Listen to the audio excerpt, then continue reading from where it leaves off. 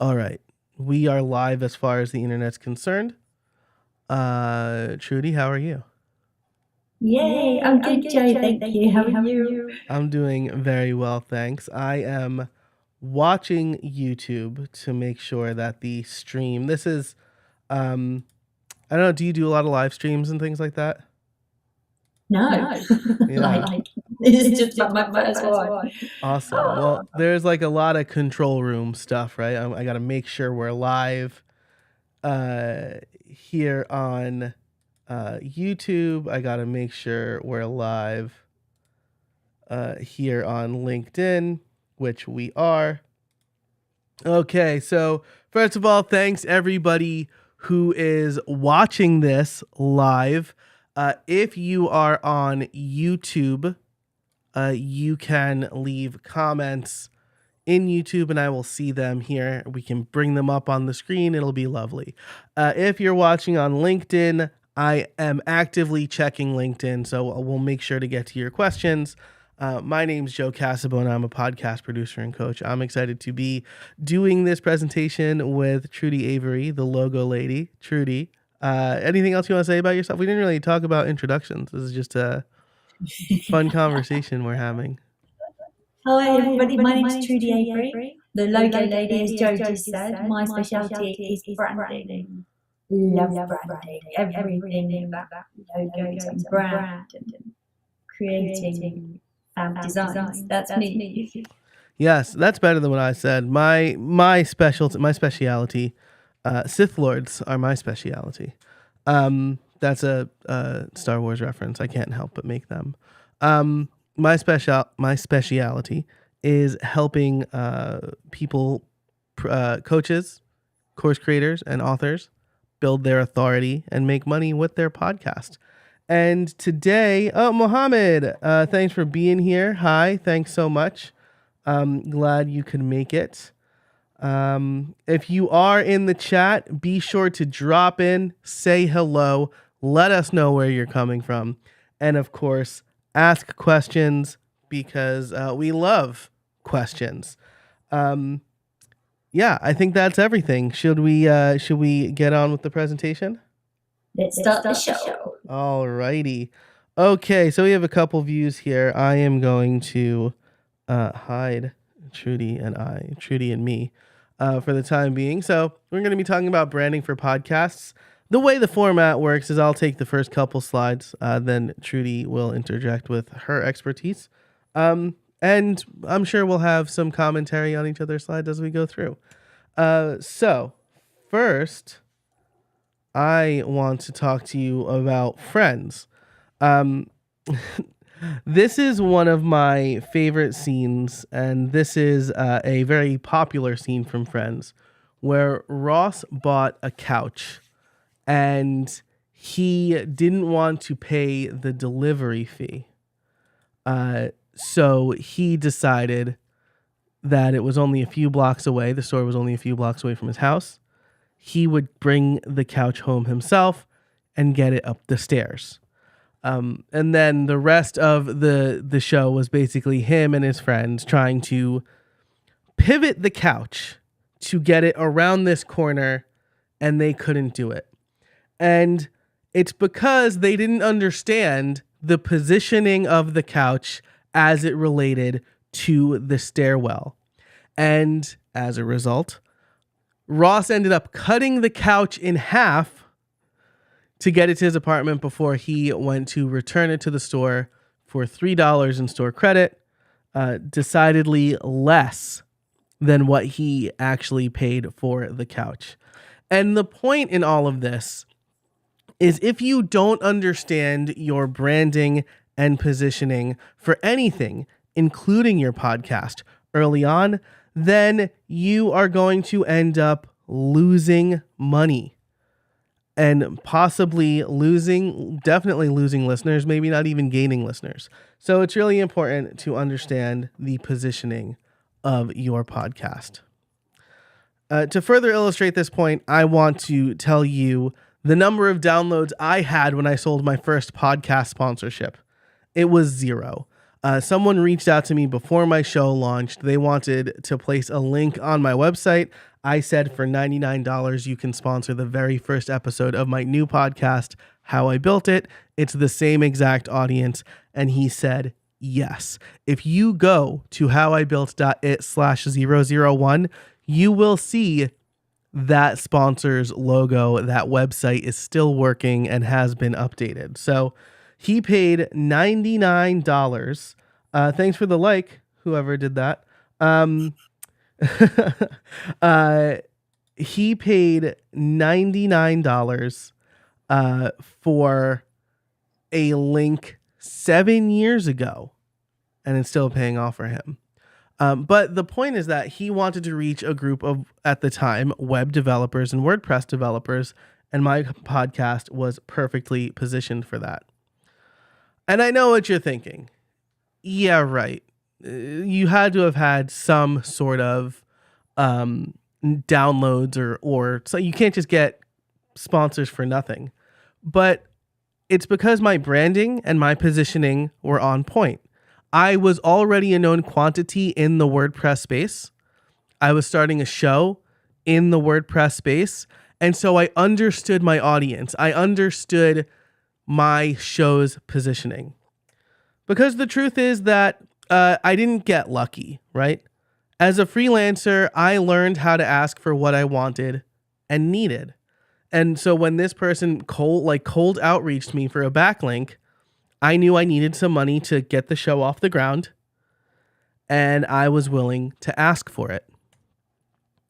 But this would not have worked with my first show. This is the actual artwork from my first podcast, TIL podcast. TIL stands for Today I Learned. And it was me and a bunch of my friends basically having a bar room conversation about some topic. Just whatever we wanted to talk about that day. This show did extremely poorly for a number of reasons. First of all, it was unfocused, right? It was like 5 or 6 of us with a bad moderator, which was me. It was unpredictable. I skipped to number 3, poorly moderated. So it was unfocused. We weren't within a niche. We weren't focusing on any single topic. It was unpredictable because none of us did any research. We just kind of talked about how we perceived the topic. So when we talked about Bitcoin back in 2011 or 2012, we didn't really understand cryptocurrency. When we talked about other technologies that were in our area of expertise, we did better, but that's not what the show was about. And then again, it was poorly moderated. So we were just all talking over each other. I didn't know questions I wanted to ask specific people and things like that. But when you have a niche podcast or a niche podcast, this is the key to unlocking sponsors, leads, and things like that, and to grow your audience. Your podcast should have a clear niched audience. It should help listeners solve a problem. And if you do that, this helps brands understand if their target aligns with your audience. It helps potential listeners understand if you are actually solving their problem. And it will be the key, again, to growth. And the way that, first, let me just, Trudy, do you want to interject here at all? Is there anything you want to add to this, or do you want to tell your podcast story? Well, when it comes to niching, it's so important, and you just can't express that enough, I feel, because you cannot be everything to all people. You have to mean something to someone. And the more targeted, the more focused you can be on your niche, then it gives people a reason to listen to you. It gives people a reason to be interested in you. And it gives you a voice to be able to speak to somebody. So absolutely, I completely agree with that. And it's something that a lot of people feel quite wary of, that niching too focused, am I excluding people? And I come across this all the time when I'm creating brands for businesses. They say, oh, I don't want to exclude people. And it comes down to it, I'm saying, if you don't, you will not be talking clearly enough to someone, nobody's going to listen. And actually, when you are really focusing and really talking to someone, other people hear you. So it's not a case of excluding everybody. It's much more a case of really being able to talk to you, to be able to really pull you in and speak with a clear voice. So 100% with that on niching needs to be done. And if you don't do it, then it's at your peril, really. Yeah, I love that. First of all, Liz Fulcher, I hope I'm saying that correctly. Thanks so much for joining. There's an echo. Let me know if that has gone away. Thanks so much for being here. You also said my podcast is 9 years old. I'm an expert in the field and I need to begin monetizing via advertising. No idea how to start. Positioning is a really big part of that. Because again, I got that first sponsor because I knew who I was talking to. They knew who they wanted to reach. And so the positioning and the branding, I think, is really important. So thanks for your comments. Hopefully the echo went away. Let me know if that is still the case. Nishi Nishi, I hope I'm saying that right. Still there. Let's see what's going on here. This is again the perils of doing a live show. Oh, it's me. Oh, gotcha. Are you wearing headphones, Trudy? I forgot to ask this. I don't even own a pair. Interesting. Okay, duly noted. You don't own a. That's really interesting. I thought we had headphones when we recorded. Okay. Well, I'm gonna move on with my. You have the stream up somewhere, right? Do you have the live stream up somewhere? Yeah. Can you, either mute that? Can you mute that? Thank you all for bearing with us through these technical difficulties. Well, now you're muted. If you've got the live stream up in a tab somewhere. I think so. I've muted my microphone. I wonder if that helps. Yeah. Let's see. Sounds like Trudy is speaking from the beyond. I'm gonna mute myself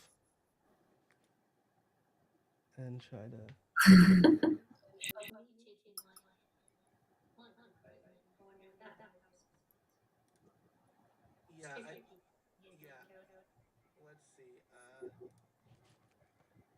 Yeah, I definitely hear your echo on the stream. So the only window I've got open is the guest eCam.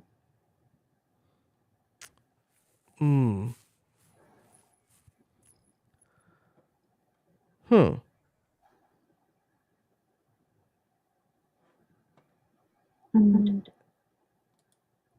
it still could be me. Let me, I guess, double check that I don't have the stream up somewhere else. Cause that could be the, I would have an echo on my end as well. Okay. All right. I am going to, why don't we keep moving with the presentation? And then when you speak, I'll mute myself and we'll see if that helps. All right. Sorry for the technical difficulties, folks. All right. So let's do this. So one of the most important parts of positioning is your mission statement.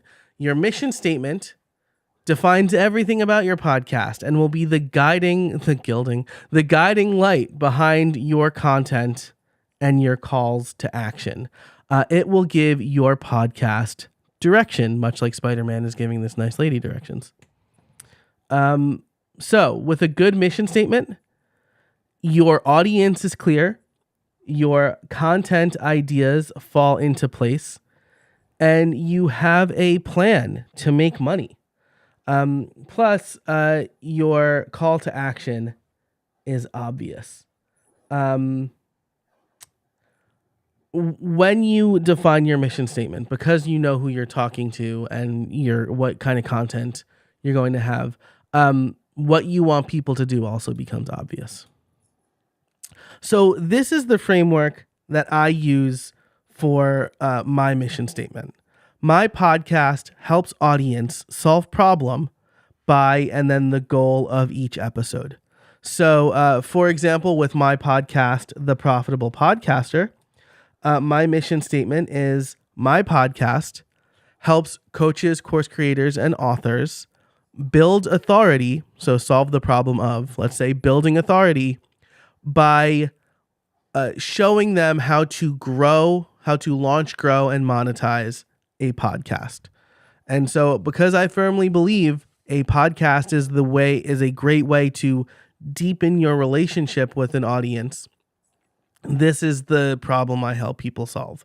With my main podcast, how I built my main podcast, my older podcast, how I built it, the mission statement is my podcast helps creators make money by offering free coaching calls from successful creators each week.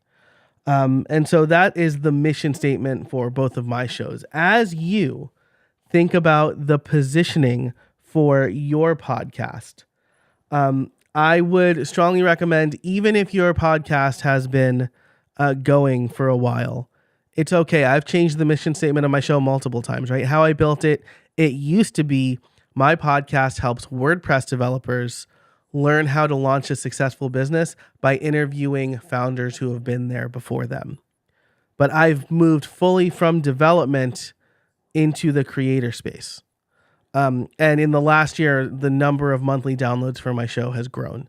So getting all of this settled and understanding who you're talking to is super important. I would challenge you to use this framework to properly position your show.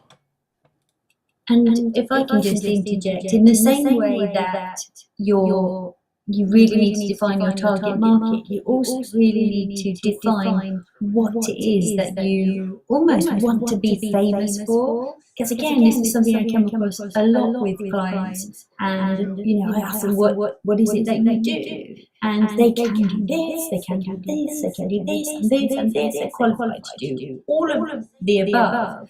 But actually, if you try to communicate all of those things, then people just don't get it. They just don't understand the thing that you do. So whereas you define your target market as who you do it with, what you actually do is also really, really important. I'm a classic example of this. So I call myself Logo Lady because I design logos. The truth is, I'm a graphic designer and I design all sorts of things. But actually, if I could just be famous for being one thing, then anytime anybody hears the word logo, does anybody know a logo designer? They automatically think, okay, Trudy. And it's so important.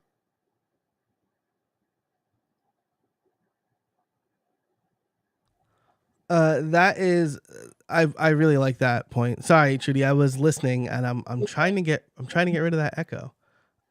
As you're talking, I changed the input, and so hopefully, that fixes it a little bit. But I am. Oh yeah, it totally worked. It was me, everybody. I'm the problem. It's me. Non-headphone situation.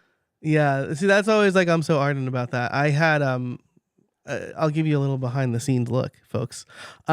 I had my input to grab my computer input as well, because usually I play music on the stream, but when you have a guest, that creates an echo. And so that's my bad. And I'm really sorry to everybody, especially Trudy, for blaming you. You're forgiven. Thank you. Thank you. All right. So, thanks everybody for sticking with us through that technical difficulty. That is my fault. Okay. So when it comes to your mission statement, these are the 3 questions you're answering, right? Who are my listeners? What problems do they have?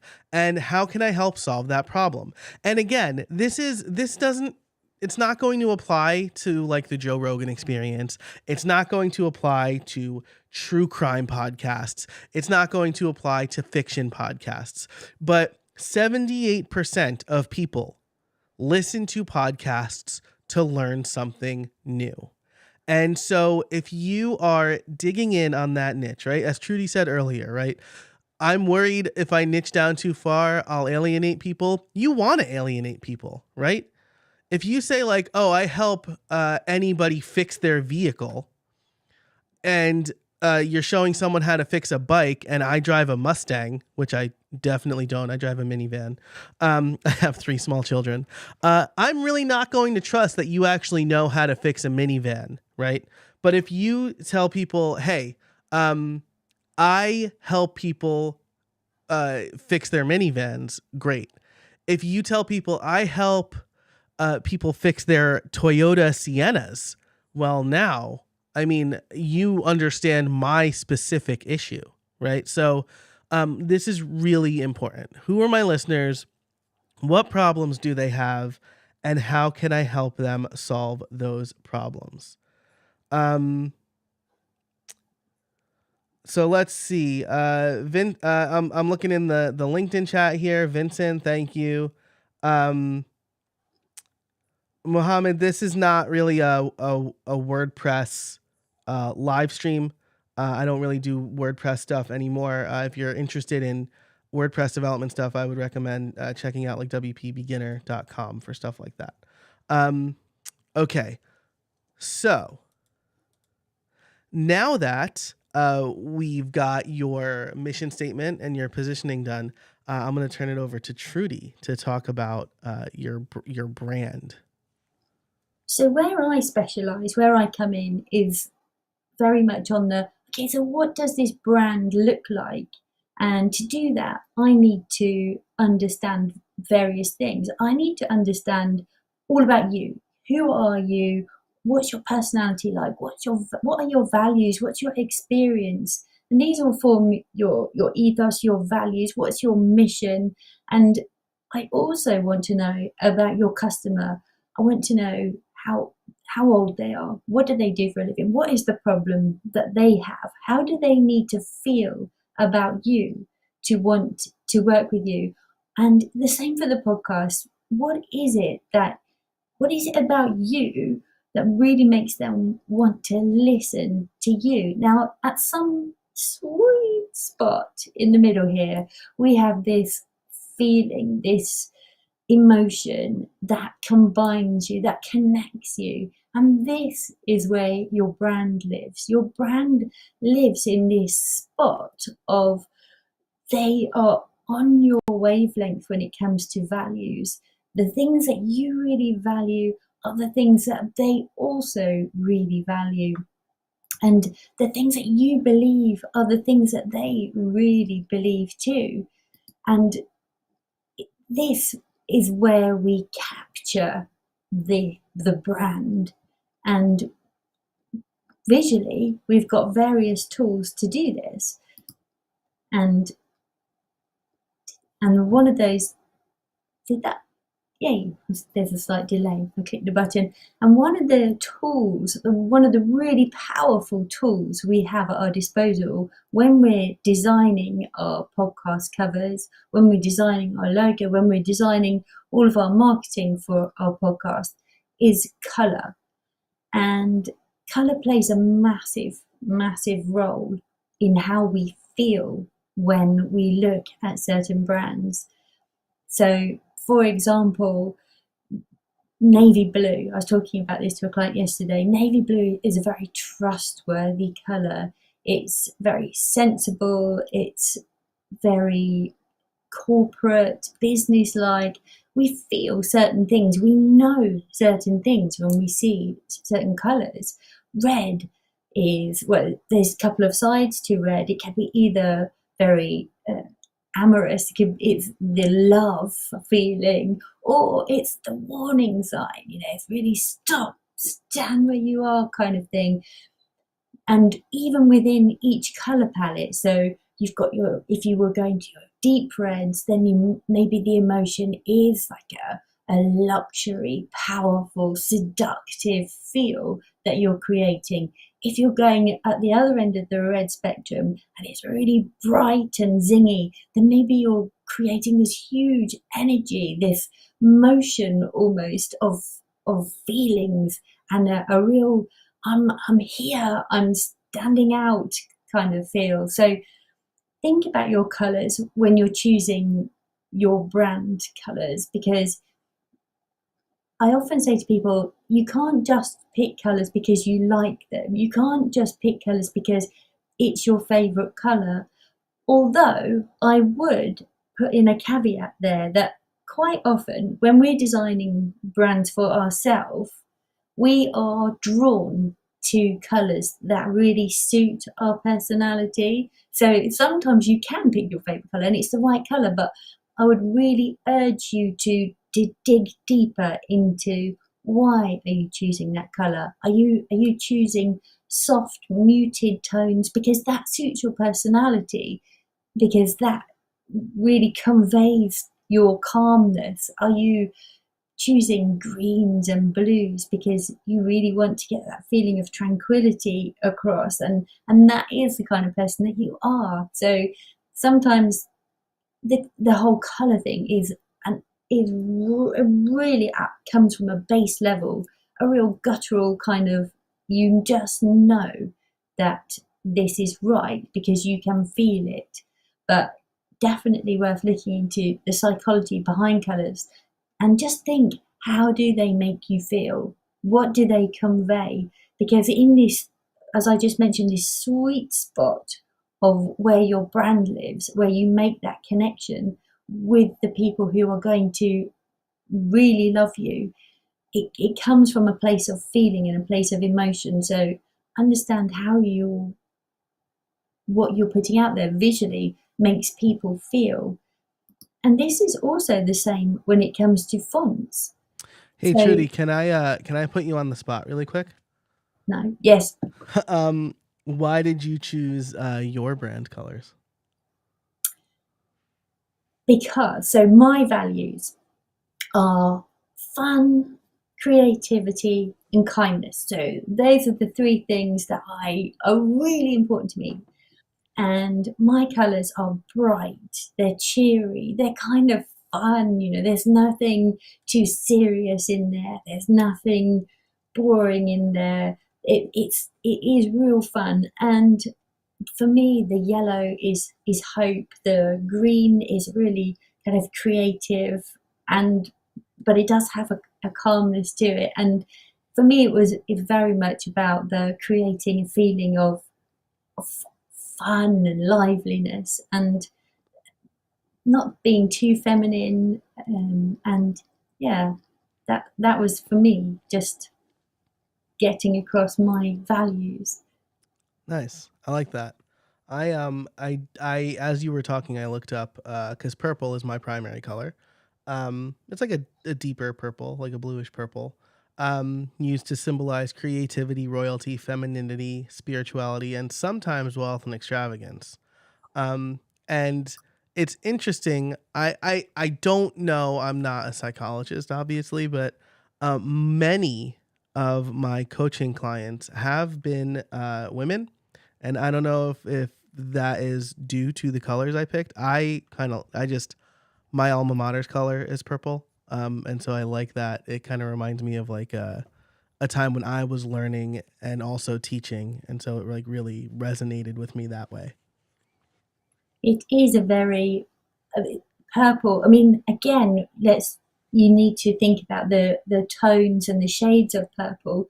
So, for example, if you were going to go a more deep sort of bluey, dark colour, then that would be more regal. Mm-hmm. But you've gone for, I would say, more of a playful end, and it's almost on the blues. It's only really just into purple, so the it's got that feeling of maybe trust Mm-hmm. and calmness. So when I'm looking at this purpley blue, for me it's kind of it doesn't scream masculine or feminine to me. It does feel quite unisex. Um, it feels pretty calm and quite young. So if you go for a deeper purple, the more regal purple, then that maybe would feel older, more traditional, but sort of this spectrum, this end of the purple colour is definitely younger, it's definitely more fun. Awesome. Very interesting. Thank you. Mhm. And okay, I guess fonts have feelings too. That's what I always say to people because you think about the vast array of fonts that are available. Heck, you can go online and just be bombarded with fonts. And again, I think most people do just follow their gut instincts. But yeah, think about what those fonts are saying. Again, it's not a case of, oh, I really like this font. So you often find, I'm going to just on my screen go top left and talk about the girly font. I've made it pink, very feminine colour. Script fonts are often quite feminine, but particularly this one feels very feminine because of just the curliness, and it's almost like the way girls write, as opposed to the middle line on the right hand side, which was more of a handwritten kind of splash, which always feels very personal, like somebody actually wrote it. And that gives across a feeling of like connection in terms of this is me, this is mine, I wrote this. In the middle there, at the top line, traditional, those kind of serif fonts, so like Times New Roman or those ones with the little kick at the sides, they often tend to feel very reliable because you can imagine they've been around for quite a long time, like it might be an old bank or something. But also notice with that word traditional, the fact that I put it in capital letters, which gives it a sense of authority. Sometimes capital letters can be shouty, but sometimes it's not about that. It's more about I am the authority. So, if you are your expert in your field, you might say, okay, well, I feel either that you want people to really connect with your personality, in which case you might choose a lowercase, upper and lowercase, or just lowercase, or you might say, I want to build my authority, I want to present my authority, and go with capital letters. So we have the fonts, which are, you can have a sans serif font like Arial or millions of others that are like that, and that's pretty straight talking, clean, modern, and I've put sophisticated in here too because that's a tall font. But you can feel all of these things when you look at the font, particularly like the techie one, the green, that feels like a techie colour. The babyish feels like a very like a child has written it. And yeah, do you feel those? I mean, let's look at your logo again, Joe. You've got your podcast lift off capital letters. You've gone sans serif. Do you know why you chose what you chose, or did you just feel it? I kind of just felt it, which is interesting, right? Because I was in the web design field for a long time, and I would tell people like web design is like 90% fonts, like picking the right fonts. Mm. Um, because people are reading your site, and you want to make sure that they're getting that feel. I think for me, it looked and felt like strong to me, right? Like I'm gonna help you launch your podcast, and um, it feels Authoritative. like a lot of work, but Mm. I want you to trust in me. Like I've been here. I am a sturdy um, person to lean on when it comes to launching and monetizing. That's what I was hoping to communicate. Yeah, and I think that it works. And also, you'll notice that you've picked a bold font as well. So again, that's the authority, that's the expertise coming over. And when you look at my font, the logo lady, it's very creative, handwritten, personal, and that's because that's the way I am. I think that's probably more like the kindness Mm-hmm. in me. It's like I really want to connect with you. I want to be a friend. That kind of feeling of connection and real personal personality, I suppose. Did you actually draw? Is this a font or did you draw this? It looks like you could have drawn it in an app.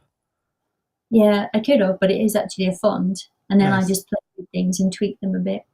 nice. I love it. Galatoni, it's called. Mm. Sunborn is mine. It's a font available in Canva. Mine is not. Okay, so yeah, that's me finished on mine. Oh yeah, look at that.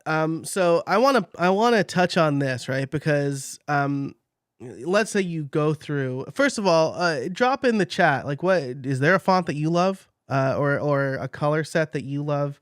I know personally, like when I am looking for complementary colors, like this is something I have a hard time with. I use a tool called I think it's called Paleton, which is hard because Peloton came out a couple years ago, but it's like Palleton, and it's just like a color wheel.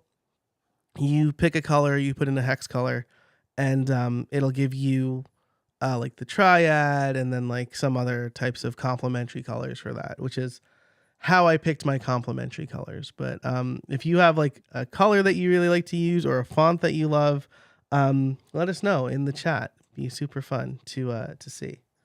I love there's a website My Color Space, which is brilliant for choosing color palettes based on one color that you love. Nice, that's awesome. Mm. Um, but I wanna point this out. I'm gonna hide the cursor. Um, I want to point this out because um, you can spend a bunch of time creating the perfect mission statement, picking the perfect font and perfect color for your artwork, and then putting it in Apple Podcasts or Spotify, and then sit there and wonder, how come no one is? I've built it. Why is no one coming? And it's because podcasts are terrible for discovery. Um, they're getting better. Spotify and YouTube are trying to make it a lot easier to find podcasts. But at this point, especially if your users rely on Apple Podcasts or Overcast or Pocket Cast, like one of these traditional podcast directories, um, people generally aren't going to stumble upon your podcast. So they're not great for discovery. What they are great for are building authority. And so, um, again, this goes back to the point of we're trying to define a mission statement that that helps us help people solve a problem.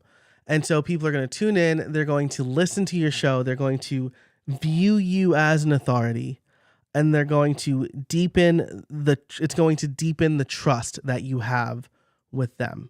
And so I always tell people, right, especially if you're selling an information product, but if you are trying to get into client services, if you have a course or coaching that you want to sell, or even a book, um, you want people to know, like, and trust you.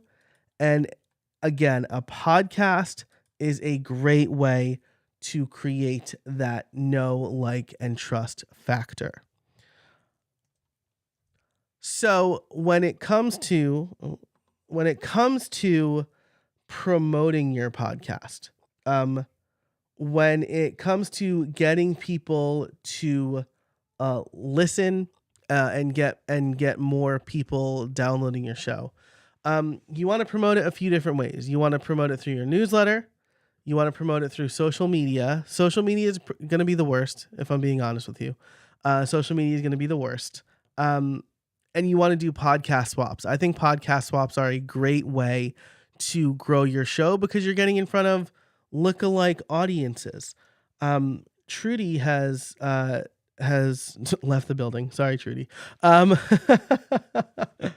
Trudy has heard me tell this story a bunch of times, I think, but It's not that.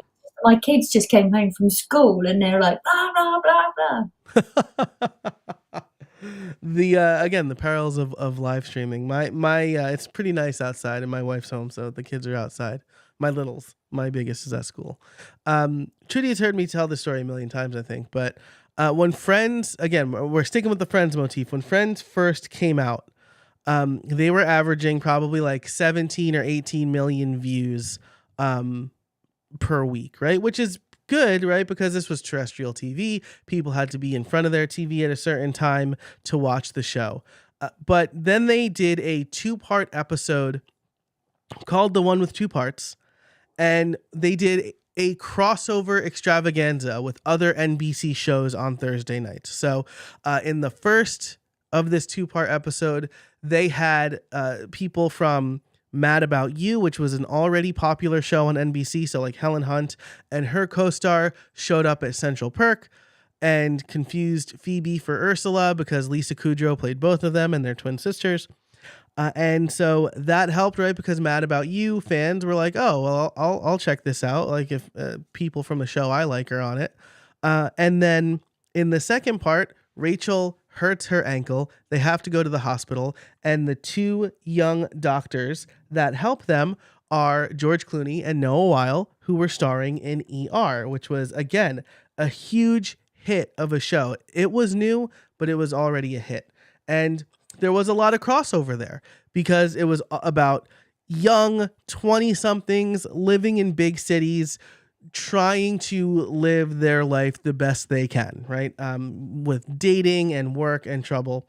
And after those crossover episodes, Friends' average viewership went from 17 or 18 million to 26 to 30 million per episode. So like they increased their viewership by like 20 or so % by doing the crossovers. So again, I recommend finding lookalike audiences. I have a whole other presentation on podcast swaps. Reach out to me if you want to see that.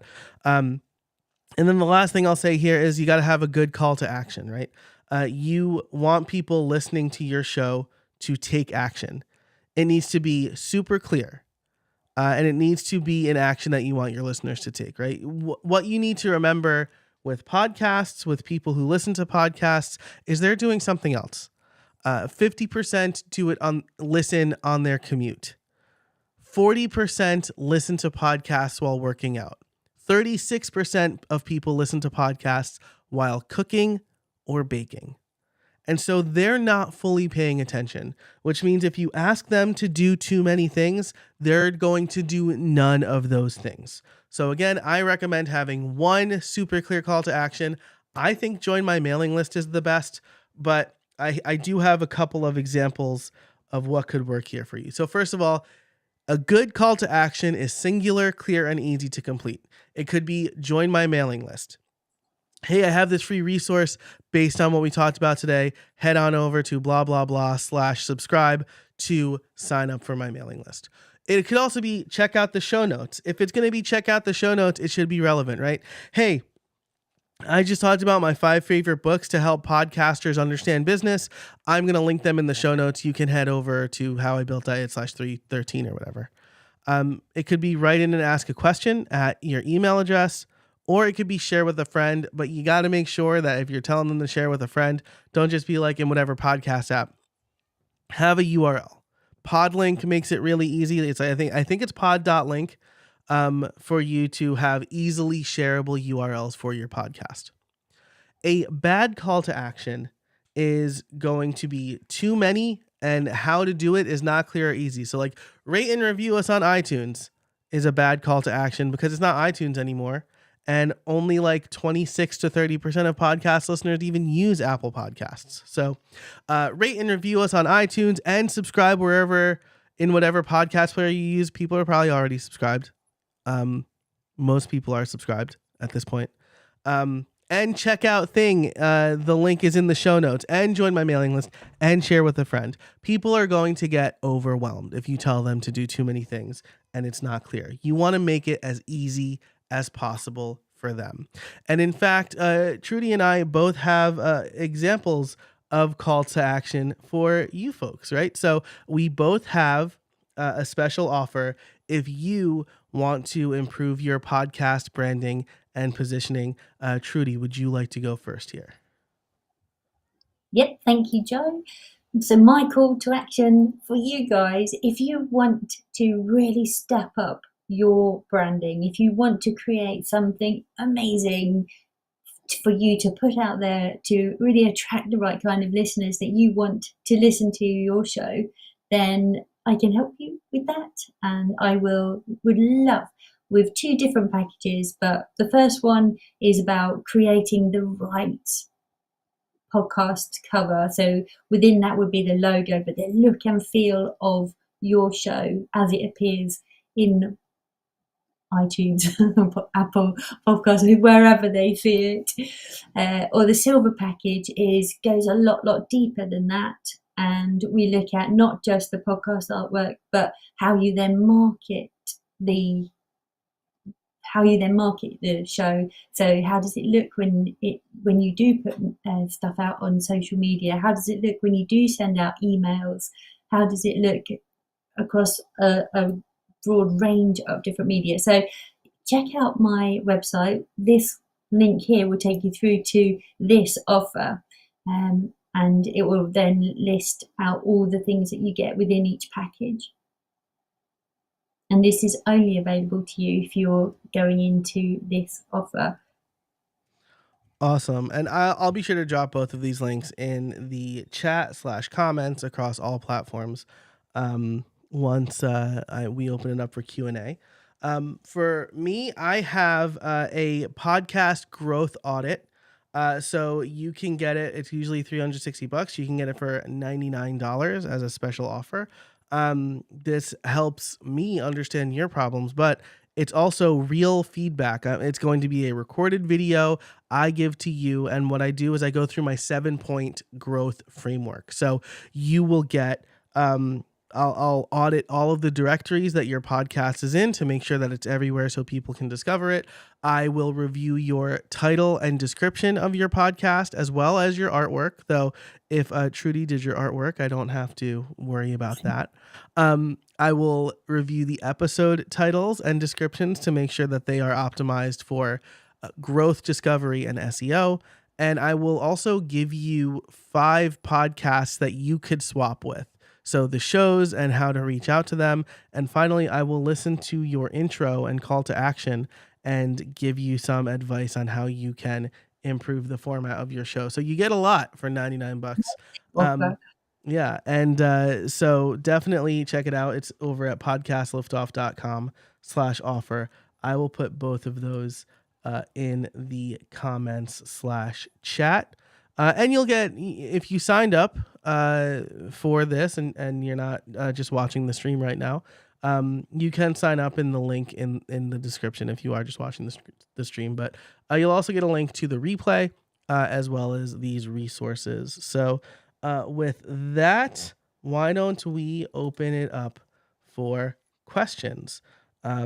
So first of all, thanks, Trudy, for joining me today. For this, I was really excited to do this. I don't know anything about branding, and so I'm really happy that you were able to join. It's quite funny how many web developers know nothing about branding. It's quite scary, to be fair. Yeah, I mean, but it's absolutely true, right? For me, I always focused on the code part, right? I was never a good designer. And so absolutely believe that they are two such different beasts that I mean, maybe the younger designers are amazing at the technical side, but for me, it's just like I really want to focus on being really creative, and developers just love doing the building, the making, the creating it, making it come to life, kind of thing. And yeah, they're not generally so hot on the design aspects. Yeah, and I mean honestly, if if I'm being honest, understanding it, like if you're a designer, you almost get put in a box if you're also the developer, right? Because then you know the constraints, and so your designs may not be as nice as you thought they could be, because you're like, well, how would I even do this in HTML, You're right? one step ahead of yourself at that Yeah, point, not just yeah, design, or you're still building in your mind. yeah, and that was always my problem, right? I would always open up Photoshop. I'm really old. I would open up Photoshop and I would start designing something, and then I'd be like, how am I going to do this? And then I would just end up opening a text editor and write the HTML anyway. And so then I Uh, never knew where I was going, right? I was just like, oh, well, yeah. I remember back in the noughties, so I've been designing websites for a long, long time, Yeah. and way back then, you could practically do nothing whatsoever with HTML. It's not like designing a website today, where you can pretty much do anything and it can be built. But back then, when an animated GIF was the height of excitement, woo, woo, Hmm. and I used to have big rounds with the developers, like, right, I want it to do this, I want this there, I want that there, I want this overlapping. And they'll be like, overlapping? You're joking.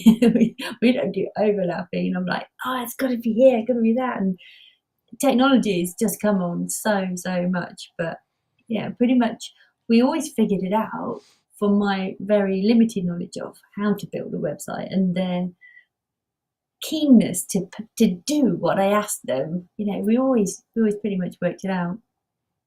Yeah, absolutely. And I remember that too. People would give me, because I made most of my money working with designers. They would send me Photoshop files Mm. and they would say, turn this into a WordPress site. Um, and I would be like, oh, I can't do this, or like, we're constrained here. Or I had one. This was like in the 2010s. I had one designer say, I want this font to look exactly like it does in the design. So if you need to, just take a screenshot and use that as the text. And I'm like, I'm not doing that. Oh I'm my not goodness. using an image as the full text. First of all, it eliminates the point of using WordPress.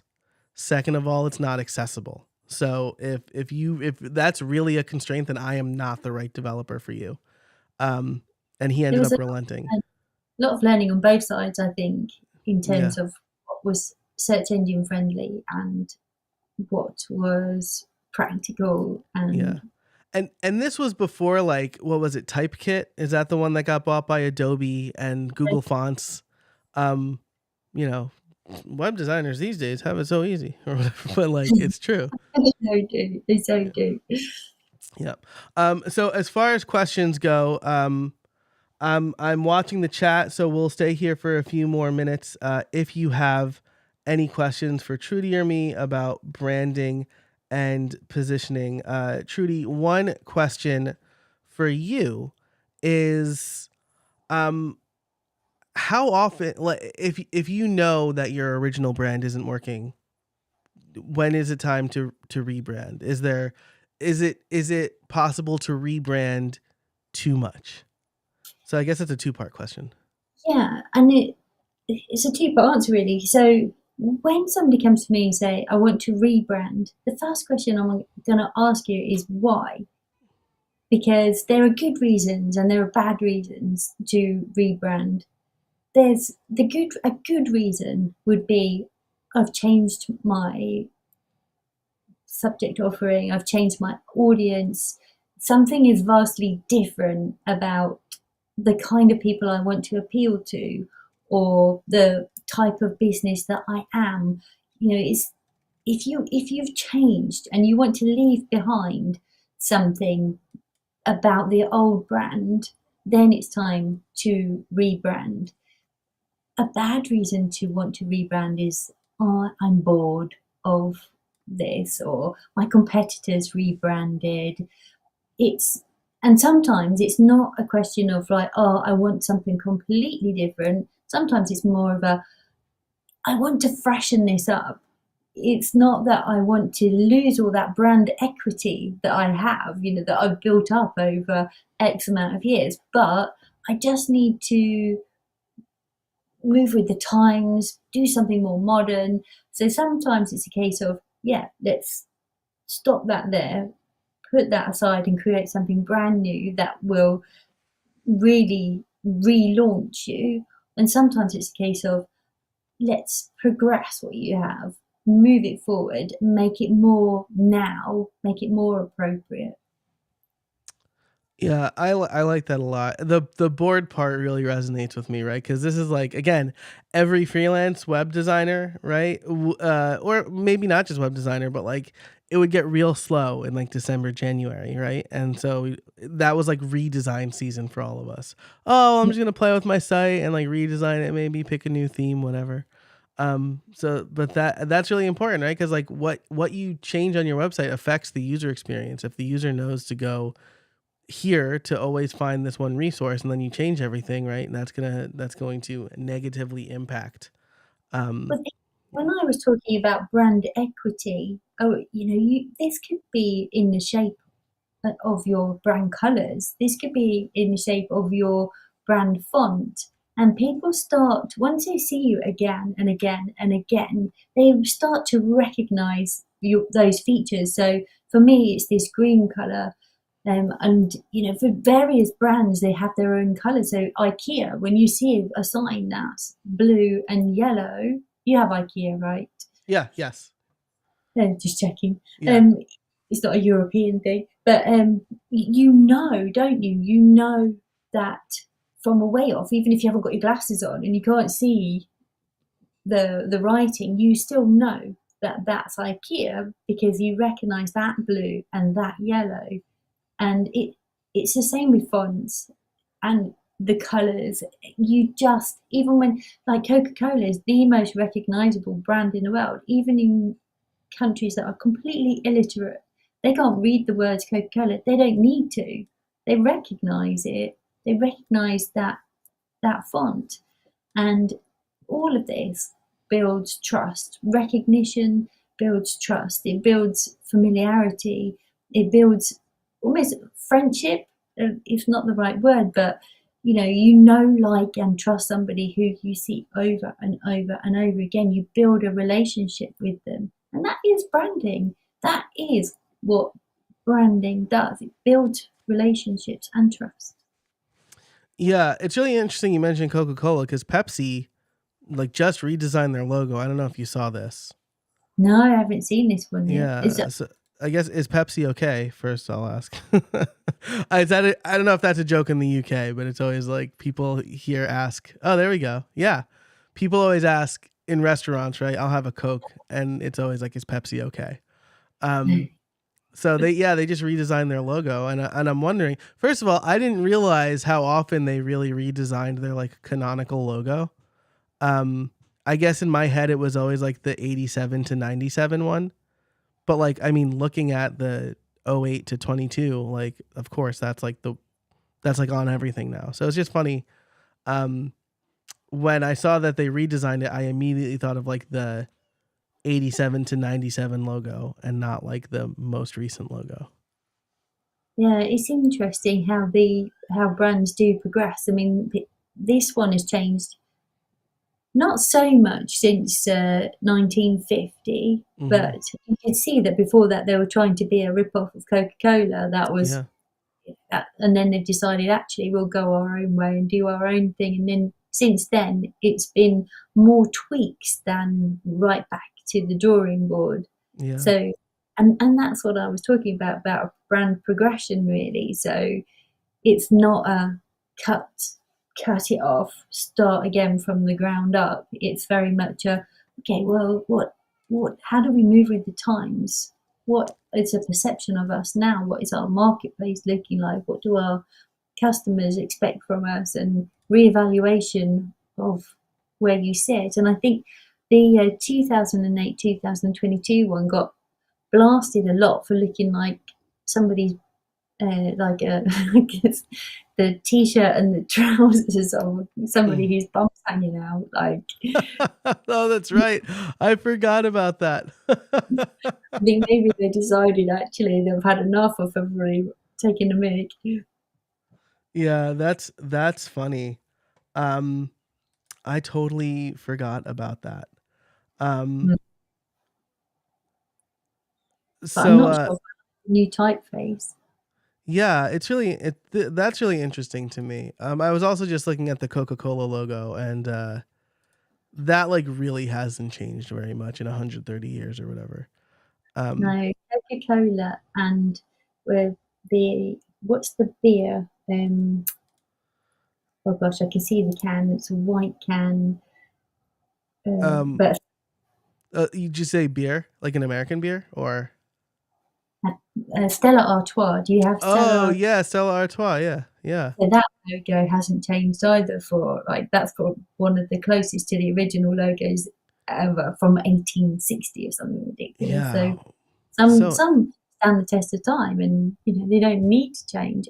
right, right. That's so interesting. Well, I haven't seen any more questions come in, so Trudy, thank you. Um, Thank you for. I mean, this is like was our webinar, but it's on my live stream, so I feel like I should thank you for coming on the YouTube Thank channel. you. Yeah, Thanks for doing this with me. yeah, my pleasure. This was so fun. Thank you to everybody watching who's watching live or in the replay. Again, be sure to check out those special offers. Really, really great discounts on both products. And I reckon that this will be a limited time offer. I know it is for me. So definitely act now. And again, if you're not signed up for the list, click the link in the description and join our mailing list, and you'll get a replay reminder and offer reminders, as well as a bunch of other great resources. So, again, thanks so much for joining us. And I usually say until next time, get out there and build something. Trudy, I don't know if you have a fun sign off. I should do, shouldn't I? Oh, goodbye. Goodbye, everybody. Bye.